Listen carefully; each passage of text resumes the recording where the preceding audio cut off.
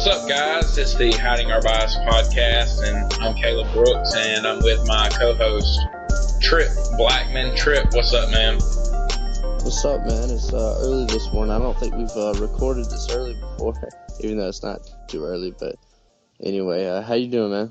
I'm doing good, not much went on this past weekend in the college football world. Not really many upsets. A few good games. Colorado and Washington State. I don't know if you watched all of it, but we watched it here at the house, and it was a good game. Washington State ended up not being able to pull it out at the end against Colorado. Colorado's got a good team. I think you got to credit them. They're on the come up, starting to get better and better each year. They have a good history of being good in football, so it's good to see them starting to get back. But that was a really good game. Ohio State, Michigan State actually turned out to be a good game in the morning part. I kind of questioned Michigan State going for two when they did with 4 minutes to go in the game. I think when you're at home, you kick the extra point and take your chances. If they'd been on the road, I kind of could have understood. But at home, where Ohio State has kind of struggled to move the ball, I kind of would have kicked it, tied it, and taken my chances of stopping them and getting the punt and going down and trying to get a field goal to win it. But, Michigan kind of struggled with Indiana. And, Alabama actually kind of struggled with UT Chattanooga. And then Auburn had no struggles with Alabama A&M on Saturday. So setting up for a good Iron Bowl this weekend and setting up for a good Michigan versus Ohio State game. Number 2 versus number 3. Saturday morning. So what were your thoughts this past weekend? This past weekend, I thought, I have no idea why Michigan State went for 2 on that. To me, it showed a lot of, it showed no confidence in your defense to go down and stop them, stop Ohio State. I felt like that was, they were thinking, this is our last chance to win, even though it wasn't, there was still, enough time left on the clock to actually, make a move and put some more points on the board. But, it ended up costing them. Michigan and Indiana, looking at the score, it's like, wow, Michigan really struggled. But then I go back and I look, and they were playing in a blizzard. So I guess I can see where you wouldn't score a whole lot of points that game. I did see one picture. It was like the first quarter. I think it was first quarter. There was nothing on the field, no snow or anything, and then 7 minutes has gone off the clock, and then it's just a winter wonderland out there. So I don't know how anybody can play in that. I sure would hate it.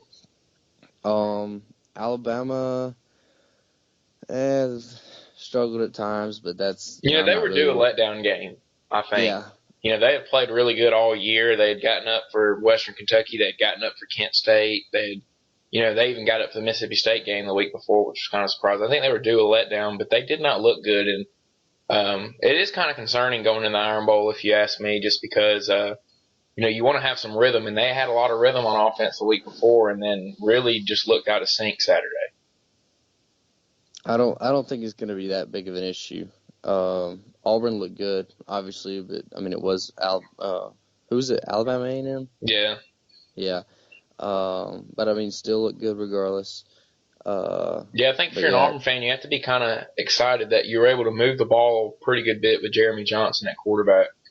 And, it wasn't a huge game, but he was able to make some throws and, make a few plays that, you weren't really expecting him to make, I guess. And it looked good, in my opinion, going into the Iron Bowl. And if he does have to play, if Shaun White really is unable to go, I think that there's going to be Auburn fans that now are going to be kind of comfortable with playing Jeremy Johnson. Yeah, I think a lot of Auburn fans are actually – they feel kind of good about it. I think they feel a lot better about it than they did at the beginning of the season, which is totally understandable. They look a lot better, which I'm not saying they were bad at the beginning of the season, but they still just look better. Obviously, they almost beat Clemson, and now I think if they were to play Clemson today, I think that they really might beat Clemson. But this weekend is going to be a lot of fun. You never know which way this game is going to go.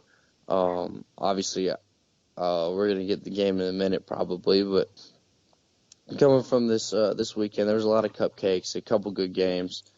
But I definitely think that this weekend's gonna live up to the hype. I will say the big surprise to me was the way that Oklahoma was able to just manhandle West Virginia. I was Yeah, really surprised with that. And they played in the snow too. Not great weather conditions, but West Virginia turned it over. I think it was 3 times inside the red zone against Oklahoma, and Oklahoma was able to take them and turn them into points when they could have been West Virginia points. So Oklahoma jumped out to an early lead and never looked back. And right now, um, they look to be one of the best teams right now. I think that they're going to get a lot of consideration going into the playoffs. It's going to depend on how the Big Ten race goes. I think if Michigan beats Ohio State, Oklahoma has a chance to get in. They also need Washington to get beat by Washington State. But if Ohio State beats Michigan, I think you're getting two Big Ten teams in the game, because I think Penn State plays Wisconsin. The winner of that game gets the 4th spot to play against Bama. And then you got Clemson and Ohio State playing in the other semifinal if that happens. So Oklahoma's best shot is to keep winning, but hope that Michigan wins this week, and hope that Washington State beats Washington. yeah. Oklahoma looks really good, or they look really good this past week, and I'll put it at that. Definitely looks like a completely different team. Baker Mayfield looks pretty good now. I saw somewhere that had Baker Mayfield in the second place spot for the Heisman. I don't know. I don't know how accurate that is or whatever. Did Louisville lose this weekend? They did, didn't they? Yeah, on Thursday. Yeah, that's right. That's right. Louisville lost. Ole Miss lost. That was a shocker to me. Vanderbilt dominated them, and Vandy's now got 5 wins going into the Tennessee game this weekend. They're going to be playing for a bowl berth. So, although I did see something where Vandy could make the bowl game even with 5 wins because of their academics. Something to do with that. So, Vandy, I think, is bowl eligible now, but I'm sure they'd like to go ahead and get a victory this weekend over their rival Tennessee and finish the season at 500.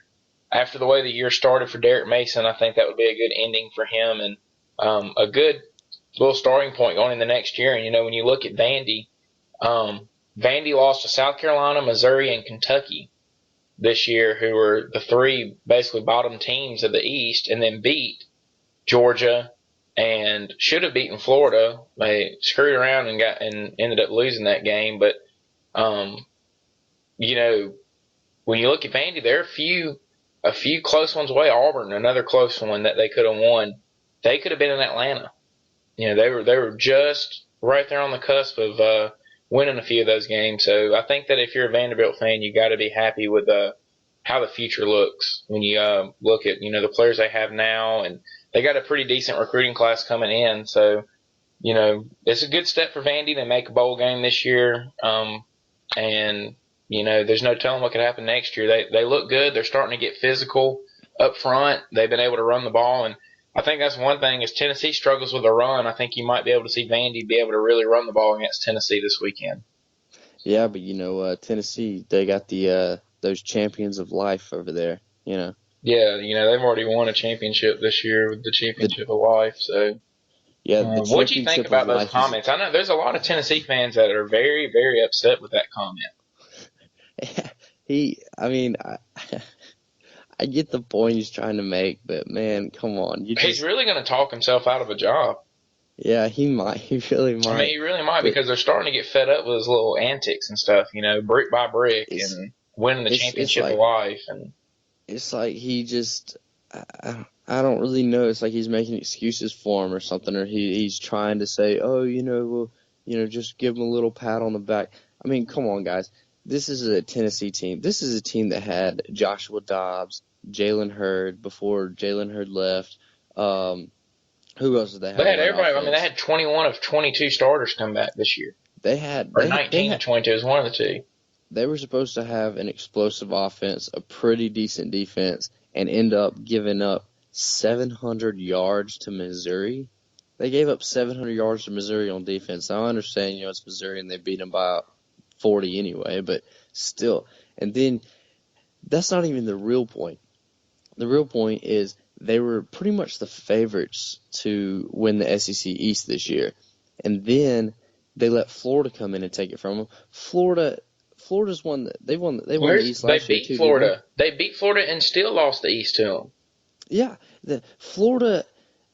They haven't had a quarterback in 2 years. Like, they're finally just getting their feet steady with a quarterback. They're finally just now getting a decent quarterback. They haven't had a quarterback in 2 years. They didn't even have a kicker last year. They barely got a kicker this year.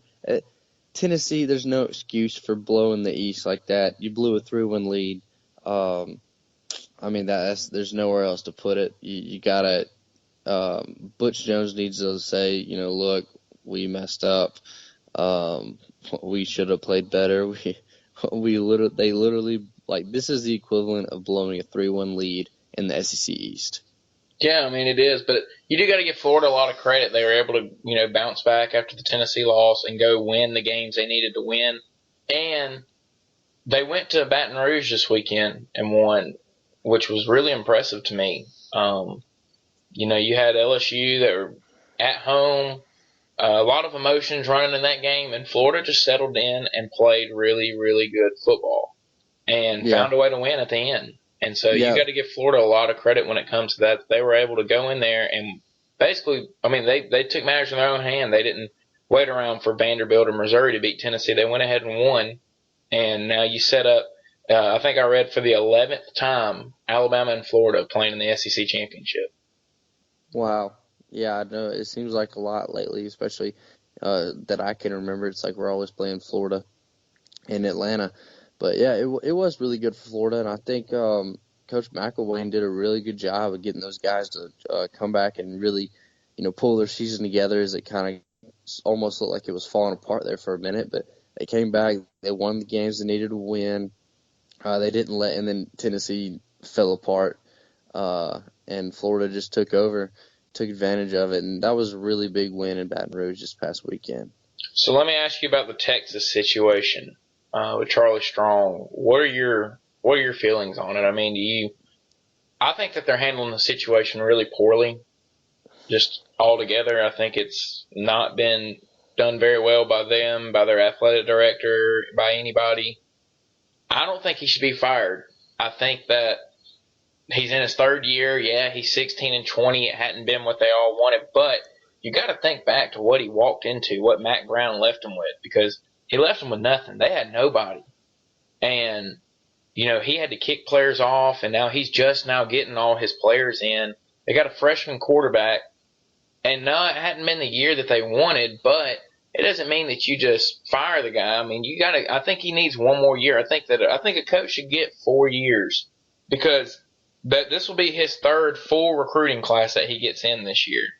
And so he's basically sitting there coaching with some of Mac's players, and Mac left him with nobody, and then half of his players. And now he's just now starting to get his guys in. And, they showed spurts of being really, really good this year. I mean, the Notre Dame game, first game of the year, they didn't play much defense, but, they were explosive on offense. And they've had a good offense most of the year. They didn't look good the other night, but they do have a good running back, and they got a freshman quarterback, and the running back is going to come back if Charlie Strong stays, and he's going to leave if he doesn't. So, my opinion on the whole thing is they're going to hand the job to Tom Herman if they make a move, and Herman's going to walk into a good situation, because I think Strong has laid a good foundation for them. They've got some really good young players, and now I think they just need to leave Strong alone and let him develop those guys. I think that they're really just they're being really impatient with him. They think that he should just step in and win in the second year the way Nick Saban did, but that doesn't just happen. That's very rare for something like that to happen. Yeah, I kind of have two different. I kind of look at it from two different sides. There's one that said, what's Texas records this year? 5-6. 5-6. Part of me goes in and looks and thinks, okay, 5-6 in the Big 12 when you've been there for 3 years, it does not look good at all.